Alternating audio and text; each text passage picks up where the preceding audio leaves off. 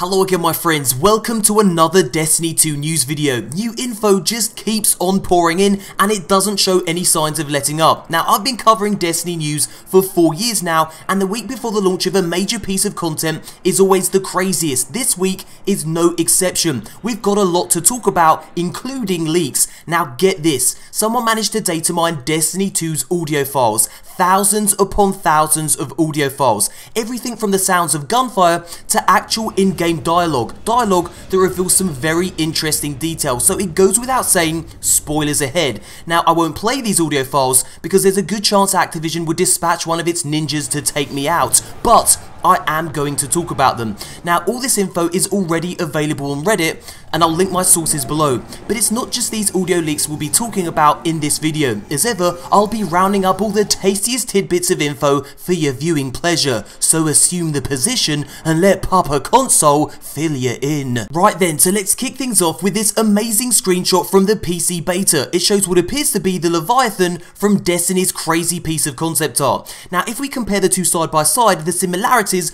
become apparent. The distinctive triangular jaw and the glowing light at the top. There's no doubt in my mind that these two images show the same thing. Now I've already made a detailed video discussing how this terrifying Leviathan appears to be part of Destiny's new raid, and I'll link that video in the description box below. Well worth a watch if you haven't already seen it. Now this thing's appearance on Nessus just made things a whole lot more interesting. I cannot wait to see how this thing fits into Destiny 2's story. Next up, a 20-minute Luke Smith interview in which he answers loads of Destiny 2 questions from the community. There's some really interesting stuff here. So then, here are my pick of the highlights. First up, weapon mods allow you to change the damage types for your energy weapons, but this does not include exotics. So for example, you can add a solar mod to a hand cannon that you love if the Nightfall Strike that week has loads of solar shield enemies that need taking down. And get this, if you take down a solar shield enemy with a solar weapon, that enemy's shield explodes, causing double damage. It will also stun the enemy, so you can keep on pumping bullets into your target. The shield explosion will also deal considerable damage to nearby enemies, causing them to explode too.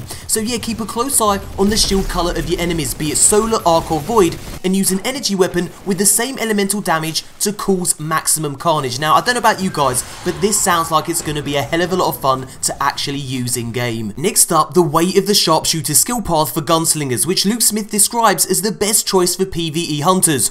Now the crowd pleaser perk enables precision damage with a golden gun, and this precision damage stacks even when used on multiple targets, and each precision hit creates orbs for your allies. So if you're a golden gun sharpshooter that prides themselves on precision, you can create heaps of orbs. According to Luke Smith, it's the highest orb generation class in the game. Next up, fusion rifles will be toned down for the final build of the game because, well, look what it can do in the beta. Double down. What can stop you if you fight together? Nothing.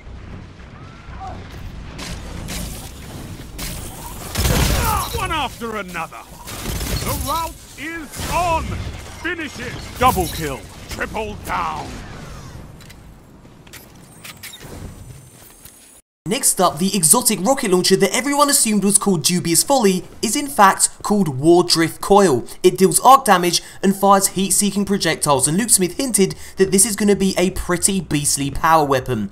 Now when asked what weapon he'd missed the most in Destiny 2, Luke Smith replied, Fatebringer. So yeah, no Fatebringer in Destiny 2 confirmed. And here's Warlock Coil in action. It looks pretty devastating, can't wait to get my hands on it. Next up, Luke Smith revealed that the stat ranges in Destiny 2 will really impact the way you play the game. For example, if you want to feel super fast, find armor that prioritizes mobility. And if you want to feel like a walking tank, find armor that prioritizes resilience and recovery. I think it will be a lot of fun to max out your mobility and see just how fast you can skate around Crucible arenas. Okay, so here's where we talk about those data mined audio files. One last spoiler warning before I begin. Are you still here? Okay then, let's do this. So then, returning characters. Both Banshee and Master Raoul survived the Cabal assault at the tower. Now I'm genuinely happy about Master Raoul making it into Destiny 2. He was the character everyone loved to hate. Now, whether or not he resumes his role as Engram Decryptor remains to be seen. Now, the audio files also confirm that Trials of Osiris is now called Trials of the Nine,